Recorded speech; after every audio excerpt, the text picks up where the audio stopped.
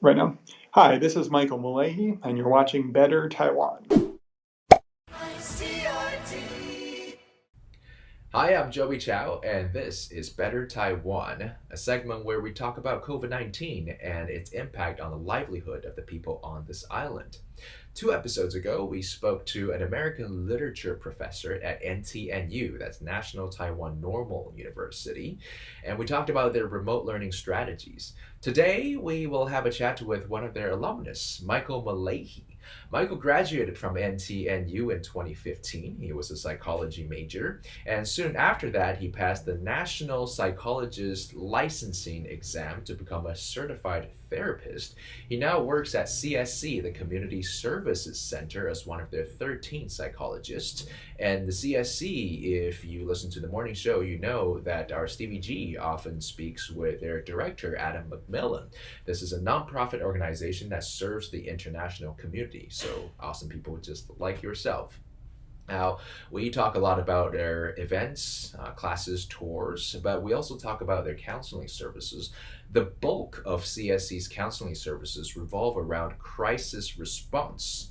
Now, COVID-19 is definitely an ongoing crisis, maybe less for Taiwan, but members of our international community do have families or friends who live in countries that are harder hit by COVID-19. Our first question for Michael is, have you noticed any increase or decrease in the volume of counseling appointments at the center?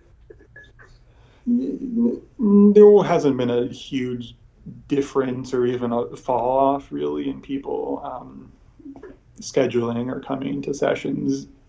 There was a time about a month or so ago when the social distancing guidelines were changed. It became much more strict. And what we at the center did was require everyone to wear a face mask the entire time they're in our office, and also implement a few other measures as well. But I think overall, everyone here, including the international community, understands the importance of Of course. being proactive in addressing the coronavirus. So really, that hasn't pointed to much of a change at all. Us here in Taiwan, maybe especially the international community here in Taiwan, where we're more aware of the fact that our loved ones and friends and relatives outside of Taiwan, their lives may be very much affected by the situation. I think it's on everyone's mind to some extent, and especially if we are concerned about the people we care about. Yes, I definitely agree that Taiwan's success not only comes from appropriate government measures, but also from the highly cooperative citizens who know how to play their role in flattening the curve and prevent further transmission of COVID-19. And it's true that up to date, just over 400 confirmed cases, and most of which have recovered, Taiwan's considered somewhat a safe haven, knock on wood, from the pandemic. But like you said, most of the stress is coming from concerns for family or friends that are living overseas, or about how this virus changes the way we interact with one another. I'm sure you've had patients coming to you about the stress of suffering from other illnesses before. What's the difference about the way they look at COVID-19? Well, the important thing about the coronavirus is that, even though it's the same, more or less the same virus everywhere in the world, it affects everyone's individual life, everyone's family, often in very different ways. And so that's actually has stuck out to me right from the beginning, is that, the situation, it affects some people pretty profoundly. For other people, their life really isn't that affected very much. But at the beginning, there was definitely, I think, a people were kind of taken aback of what's going on here. Is this situation really going to be that bad? How bad could it get? What do I need to do to protect myself and the people I care about? I think at first people were really struggling to make sense out of everything and really know what was best to do. Okay, so we all experience it differently, of course. Statistically speaking, and without giving away too much about your patients, is it safe to say that for your patients, the anxiety of contracting COVID-19 is what's really weighing on them?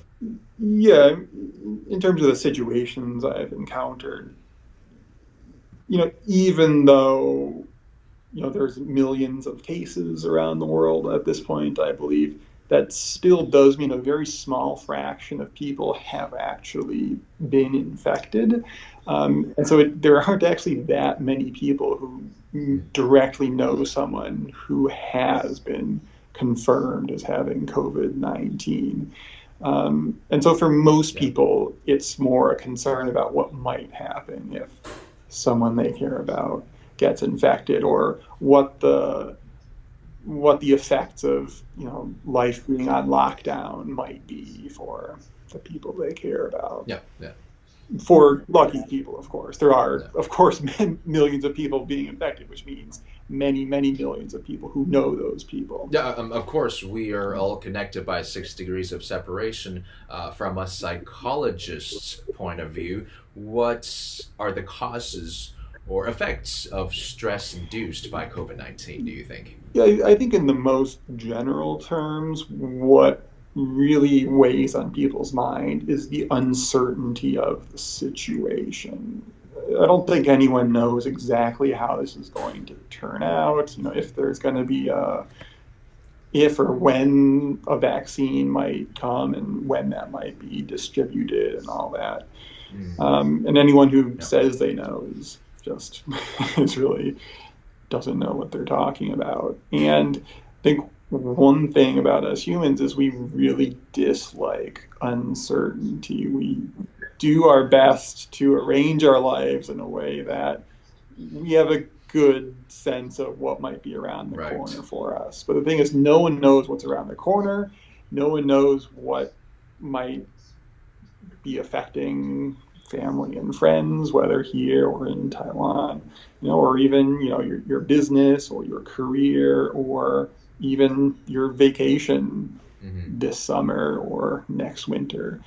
And that kind of uncertainty really throws people for a loop a lot of the time, where it forces people to rethink things, whether it's rethinking a vacation or something as big as rethinking plans for career or plans for your family's future. And so it really does bring up a lot of new questions and difficulties that were maybe more in the background before. Travel plans are scrapped.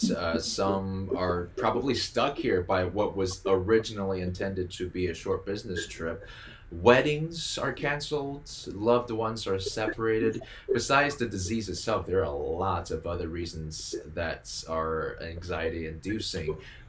What about people in your line of work, the therapists? Are you finding it more difficult to console a completely different kind of situation?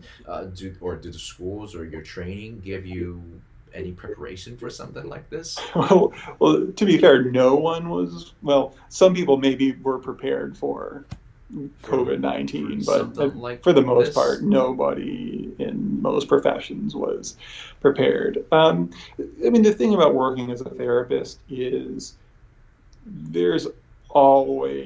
changes are always going to happen. You never know, what kind of changes will happen in the big picture of society as a whole, or in any given person's life, for the better or for the worse.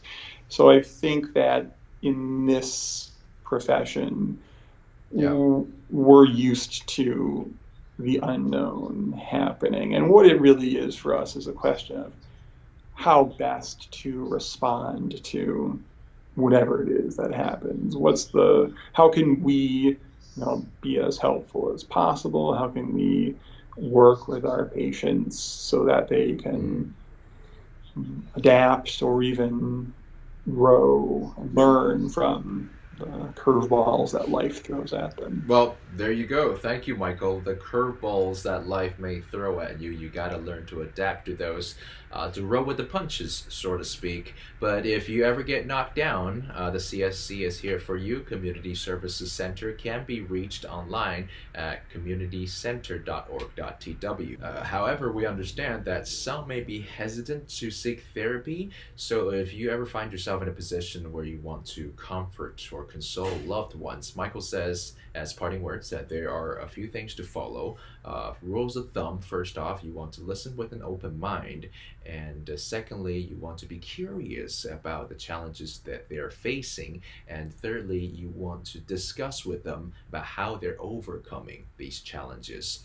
Now, these attitudes can really go a long way in making them feel empowered and find confidence in their own abilities and how they approach the problem, and also sends the message that you really care. So there you have it. This has been another episode of Better Taiwan. See you next week.